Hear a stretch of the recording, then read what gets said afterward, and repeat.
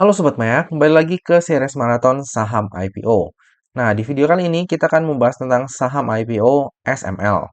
Jadi SML ini didirikan di tahun 2013 ya, dan bergerak dalam bidang perdagangan bahan baku khusus untuk bahan baku makanan dan minuman, bahan baku perawatan diri, dan juga bahan baku kimia industri. Selain itu, SML juga melakukan formulasi bahan-bahan kimia yang khusus ditujukan kepada pelanggannya ataupun bisa custom ya. Nah, produk dari SML ini udah digunakan di berbagai macam industri, mulai dari pengolahan makanan laut dan daging, lalu ada juga produk konfeksioneri, minuman, bumbu, toiletries, kesehatan, suplemen, hingga ke personal care dan juga kosmetik eksklusif. Nah, kalau misalnya kita pelajari lebih lanjut, untuk SML ini, dia tuh segmen bisnisnya terbagi ke tiga segmen yang gede ya. Yang pertama bahan makanan dan minuman, lalu ada personal care, dan juga bahan industri. Ini kita bahas lebih lanjut contoh produk yang dihasilkan oleh SML. Nah, untuk di bidang food ingredients ataupun segmen food ingredients, itu contohnya ada oleo resins. Nah, jadi oleo resin sendiri itu adalah kombinasi dari minyak dan getah yang terkonsentrasi. Penggunaan produk oleoresins ini biasanya untuk seasoning atau bumbu, lalu ada saus, daging olahan, dan juga olahan susu.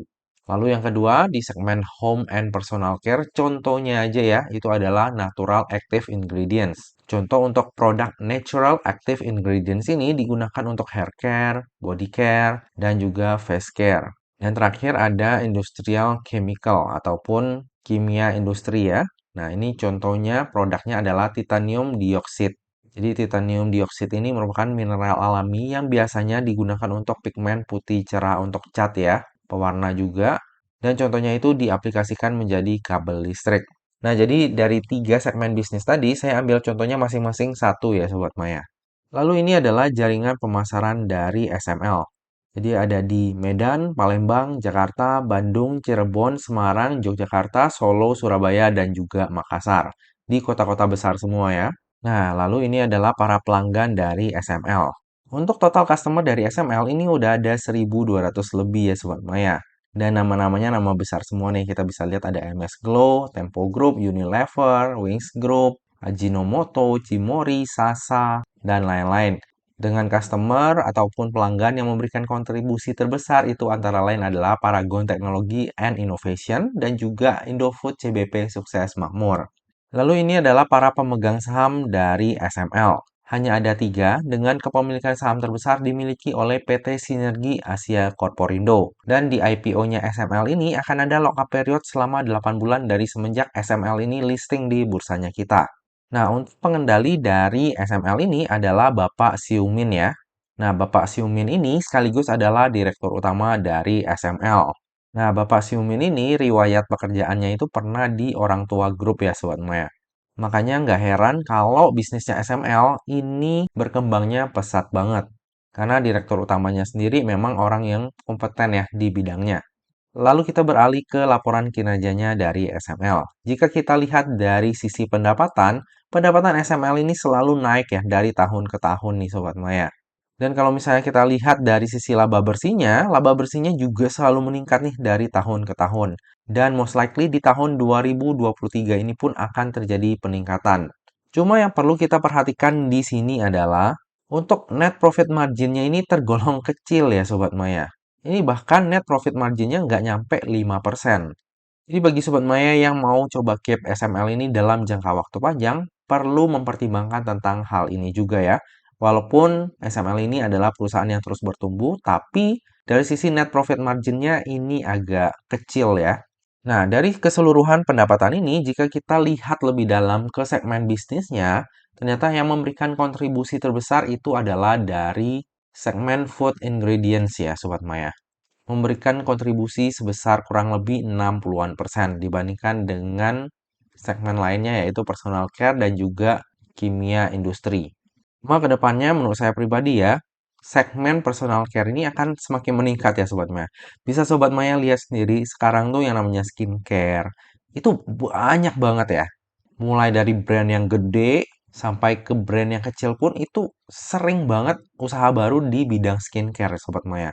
Dan tentu saja dengan adanya perkembangan ataupun pertumbuhan yang pesat di industri skincare, SML ini juga akan kecipratan orderan ataupun pesanan dari perusahaan-perusahaan skincare tersebut. Lalu ini adalah struktur IPO dari SML. Jadi sebanyak-banyaknya 465 juta lembar saham atau mewakili sebanyak 20% dari modal ditempatkan dan disetor penuh yang akan ditawarkan kepada masyarakat. Untuk harga penawarannya sendiri berkisar antara 175 hingga 190, sehingga dana yang akan diraup dari IPO ini adalah sebanyak-banyaknya sebesar 88,4 miliar. Lalu di dalam IPO ini juga akan diterbitkan waran seri 1 dengan rasio 2:1. Lalu dana IPO tersebut akan digunakan untuk tujuan-tujuan sebagai berikut. Yang pertama adalah sekitar 6 miliar ini akan digunakan untuk pembelian satu gudang khusus bahan baku. Lalu tujuan yang kedua, sekitar 3,4 miliar itu akan digunakan untuk pengembangan lab research and development. Dan sisanya akan digunakan untuk modal kerja. Nah, untuk tujuan penggunaan dana IPO-nya cukup bagus. Ada sebagian kecil dana yang dipakai untuk perkembangan ataupun ekspansi usahanya, dan sisanya untuk modal kerja. Lalu yang akan menjadi underwriter di IPO-nya SML ini adalah MNC Sekuritas atau dengan kode brokernya EP. Nah, di tahun 2023 ini EP jarang ya mengawal saham IPO. Hanya ada 3 saham yang dikawalnya selama di tahun 2023. Dan kalau misalnya kita lihat track recordnya, ya untuk SMIL 2 kali arah, MSCI 5 kali ARB, dan yang terakhir yaitu Udang itu 1 kali arah. Nah, SML ini akan berada di papan pengembangan ya, jadi kayak SMIL. Sementara MSCI dan juga Udang ini kan di papan akselerasi. Dan kalau misalnya Sobat Maya lihat di harga IPO-nya nih ya, semua saham IPO yang pernah dikawal oleh EP itu harga IPO-nya di harga 100. Baru kali ini agak berbeda ya Sobat Maya. Jadi mungkin di tahun 2024 EP ini membuat struktur IPO baru ya, berbeda dengan IPO-IPO yang pernah dikawal oleh EP sebelumnya. Lalu EP ini juga belum pernah menjadi underwriter tunggal ya Sobat Maya. Jadi most likely nantinya pas penawaran umum maupun nanti prospektus finalnya, kemungkinan besar nantinya EP ini juga akan menggandeng sekuritas lainnya. Mari kita saksikan aja nanti. Lalu ini adalah laporan keuangan dari SML. Kalau misalnya kita lihat dari sisi aset dan juga liabilitasnya, ini ya naik turun ya Sobat Maya ya. Tapi kalau misalnya kita lihat dari sisi ekuitas, ini selalu meningkat dari tahun ke tahun. Cuma kalau misalnya kita lihat dari sisi DER-nya, ini lumayan tinggi ya Sobat Maya. Hampir 3 kali ini DER-nya nih. Jadi memang agak riskan juga ya Sobat Maya. Ditambah ini juga ada sebagian yang merupakan utang bank. Lalu bagi Sobat Maya yang concern terhadap daftar efek syariah, jika kita lihat dari sisi rasio utang dan juga sektor usahanya, maka SML ini akan masuk ke dalam daftar efek syariah. Lalu ini adalah valuasi dari SML. Saya bikin di harga IPO-nya yaitu di 175 dan juga 190. Jadi jika nantinya SML ini listing di harga terendahnya yaitu di harga 175, maka PER-nya itu di 91,75 kali dan PBV-nya di 3,91 kali dengan market cap sebesar 407 miliar.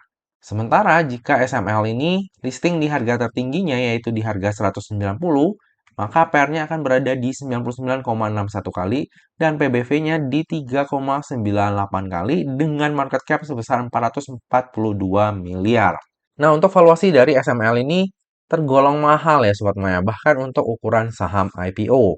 Mungkin dari sisi manajemen dan juga underwriter melihat bahwa SML ini merupakan perusahaan yang berkembang ya, ataupun growth company, makanya berani memberikan valuasi yang cukup tinggi. Oke, dari tadi udah banyak hal yang kita bahas, sekarang kita tiba juga ke bagian kesimpulan. Kesimpulan yang pertama, secara bisnis SML ini cukup menarik ya Sobat Maya. Pendapatan dan juga labanya itu selalu naik dari tahun ke tahun, dan tentu saja masih punya potensi berkembang di masa mendatang. Bisa dibilang SML ini masuk ke dalam growth company ya. Namun sayangnya dari sisi net profit margin, SML ini tergolong rendah ya, dan ini menjadi salah satu hal yang perlu kita pertimbangkan jika kita ingin keep saham SML ini dalam jangka waktu panjang. Kesimpulan yang kedua, valuasi dari SML ini tergolong mahal ya, bahkan untuk ukuran saham IPO. Lalu untuk tujuan penggunaan dana IPO-nya cukup bagus, masih ada sebagian kecil dana yang dipakai untuk ekspansi usaha. Ya harapannya ini bisa meningkatkan kinerjanya SML di masa mendatang. Kesimpulan yang ketiga, underwriter dari IPO-nya SML adalah EP. Nah, hingga saat ini EP ini belum pernah menjadi underwriter tunggal nih Sobat Maya.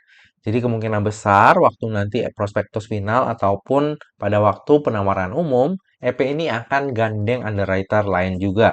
Untuk track record-nya sendiri, EP ini agak kurang memuaskan ya. Saham IPO yang pernah dikawalnya di tahun 2023 ini hanya ada 3, dan salah satunya itu ARB hingga 5 kali. Cuma yang ARB hingga 5 kali itu memang berada di papan akselerasi ya. Sementara SML ini kan berada di papan pengembangan. Dan saham papan pengembangan yang pernah dikawal oleh EP itu adalah SMIL. Mirip-mirip ya, satu SMIL, satu SML, Smile juga bacanya dua-duanya ya. Dan harapannya ya, semoga bisa memberikan kita smile juga waktu dia listing nanti. Kesimpulan yang keempat, bersamaan dengan IPO ini, terbit juga waran seri 1 dengan rasio 2:1. Nah, hal ini tentunya membuat IPO-nya SML menjadi lebih menarik ya, karena dapat meminimalisir resiko kerugian di IPO-nya SML. Kesimpulan yang terakhir, saya sendiri akan wait and see dulu, tapi cenderung untuk ikut. Jadi termasuk dengan SML ini udah ada 4 saham IPO yang kita review ya Sobat Maya. Dari keempat saham tersebut sebenarnya nggak ada yang aneh-aneh dan harusnya masih ada potensi ya untuk memberikan kita cuan dalam momentum jangka pendek. Cuma yang jadi concern ataupun pertimbangan kan ini jadwalnya tuh mepet-mepet ya, kemungkinan barengan semua. Nah ini nih yang bikin kita tuh agak mungkin bimbang kali ya mau ikut yang mana. Apalagi ini kebanyakan menawarkan waran juga. Jadi kalau misalnya nanti jadwalnya emang barengan, ya pilihannya di Sobat Maya ya. Apakah mau ikut semuanya? Jadi emang berniat untuk memantau semua saham tersebut, atau memang fokus ke salah satu saham aja. Kalau misalnya emang dikasih jadwal yang pisah-pisah ya, satu hari sih lebih enak sih. Cuma kayaknya most likely jadwalnya bakal barengan. Seperti biasa ya Sobat Maya, yang namanya saham, terlebih saham IPO, ini nggak pernah luput dari yang namanya resiko. Jadi pastikan bagi Sobat Maya yang mau melakukan order saham IPO SML, pastikan Sobat Maya melakukan order sesuai dengan resiko yang siap untuk Sobat Maya tanggung ya. Lebih lengkapnya nanti saya order atau enggak saham IPO SML akan saya update di tab community ataupun IG saya pada saat masa offering nanti. Nah Sobat Maya, demikianlah video review saham IPO SML. Semoga aja video ini dapat bermanfaat bagi Sobat Maya semuanya dan dapat menjadi bahan pertimbangan nih. Apakah nantinya Sobat Maya mau membeli saham IPO SML atau enggak? Nah Sobat Maya, demikianlah video kali ini. Akhir kata, jangan lupa untuk selalu jaga kesehatan, jangan lupa untuk selalu bahagia, dan semoga perjalanan investasi kita selalu cuan bareng-bareng ya. Sampai jumpa di video review saham IPO selanjutnya. Dah.